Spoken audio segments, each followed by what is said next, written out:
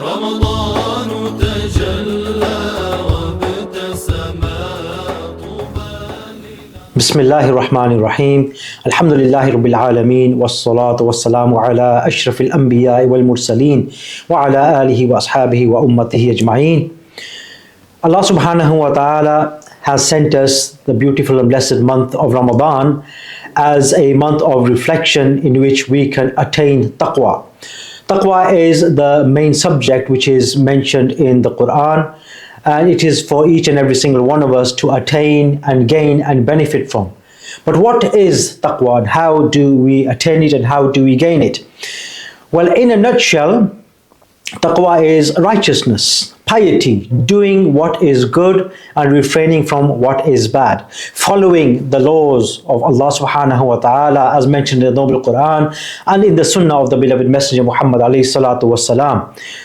So when we follow those teachings in order to seek the divine pleasure of Allah subhanahu wa ta'ala, we are on the path of taqwa.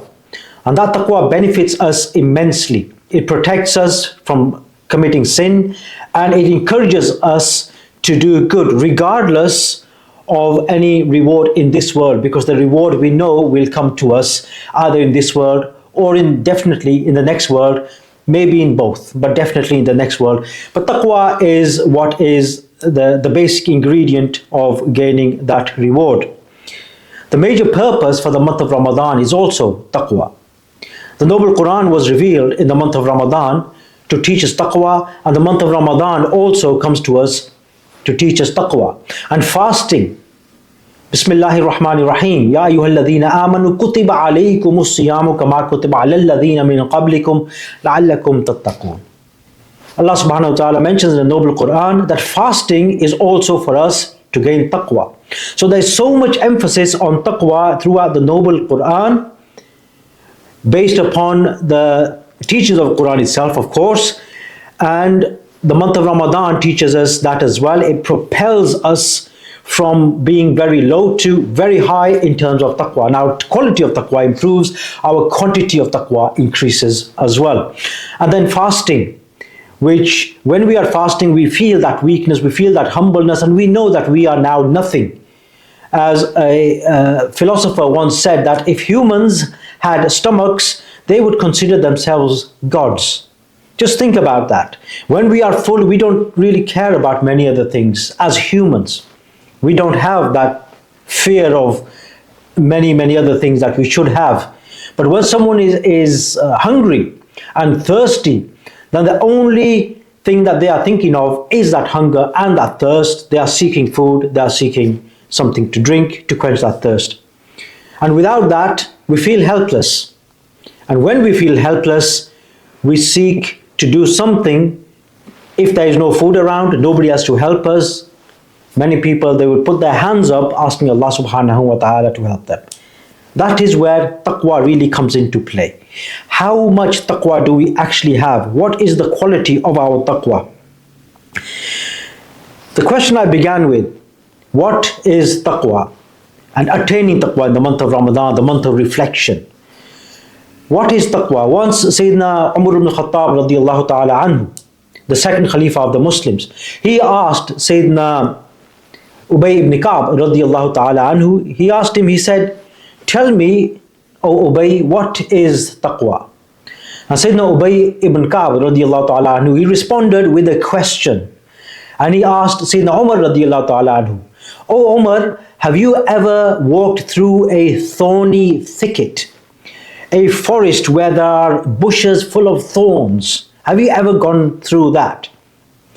And Sayyidina Umar radiallahu ta'ala anhu, he responded by saying, yes, of course, I have, many times. And Sayyidina Ubay ibn Ka'b radiallahu ta'ala anhu then asked him another question. How did you go through it? Sayyidina Umar ibn Khattab radiallahu ta'ala anhu responded by saying, well, I got my clothes and I put them together, wrapped them around myself really tightly, and I very carefully walked through that thicket of thorny bushes so that the thorns do not get tangled into my clothing and tear my clothing or damage it or even harm my body and prick me and I end up bleeding. So I was very careful when I was going through that thicket of thorny bushes.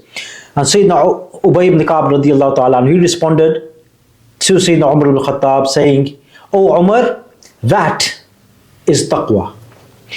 Now that is a practical example of how we take care of ourselves when we sense any form of danger. When we are driving, if there is a red light, would we drive through it? Especially when we know there is a main road and I might crash. We don't. That is taqwa whilst driving. Likewise, when we are walking through a dark alleyway, no light whatsoever, how do we walk through it? We try and feel the walls, we try and feel the floor with our feet, and we are very, very careful trying to get to the other side so that we do not trip over, we do not hurt ourselves against the sides. In case there might be something in front of us, we are very, very careful. That is a form of practical taqwa. In the same sense, religious taqwa or spiritual taqwa is knowing what is harmful to us and what is beneficial to us based upon the divine pleasure of Allah subhanahu wa ta'ala. We all know that Allah subhanahu wa ta'ala is watching us all of the time. Allah has what we call OCTV, just as an example, OCTV, because when we are in many, many places, we see CCTV. What is CCTV? It is closed circuit television. When we see those cameras, many people, especially those of criminal nature, they become very careful in case they might do something and they will be caught by that CCTV, or they might not even do something, but they might get suspected of doing something wrong and be caught on that CCTV and later be arrested and questioned. Allah subhanahu wa ta'ala has a camera which is far more advanced than anything we can even imagine. We could call it, like I mentioned, OCTV, open circuit television. And that camera is watching us all of the time. It is listening to us all of the time. Allah subhanahu wa ta'ala even knows our thoughts. Ramadan is a month that teaches us this and puts us back onto the track of understanding this real concept, that Allah subhanahu wa ta'ala is watching us all of the time. When somebody is fasting and they are in a room where there is food, nobody else there to tell them off, nobody to see them, nobody to spy on them, nothing there, not even CCTV, and there is food there and they're fasting and they take some food and eat it, nobody will catch them, they know. Yet they do not take any food, even though they are hungry. Even though they might be very, very hungry, starving, yet they will not take that food. Why? Because it is the quality of taqwa that is restricting them, that is stopping them, that is preventing them from breaking that fast. That is taqwa. So the month of Ramadan is a school. It is a school that is teaching us taqwa. And after these 30 days of schooling, this quality of taqwa should continue with us throughout the rest of the year. And there are many things that we can learn from what the Quran teaches us with regards to taqwa, based upon fasting, based upon the noble month of Ramadan as well. First and foremost, that there are those people who just listen to the words of Allah subhanahu wa ta'ala and they will fast. Why? Because Allah has said so. Now there is a second group that they will fast because Allah has said so, but they will think deeply that why do we have to fast? Although Allah said it, we are fasting, that's fine. But there must be a reason behind this. And that gives them the sense that the philosophy behind fasting is far deeper than just staying hungry and thirsty throughout the day. That elevates their sense of taqwa and it gives them the understanding that taqwa is the prime objective here. And the third group of people are those who go even deeper. They say that not only do we stay away from food and drink, not only do we stay away from just thinking about these things, but in fact our heart should always be in the remembrance of Allah subhanahu wa ta'ala. If we want to really gain taqwa, we do not just stay away from food and drink.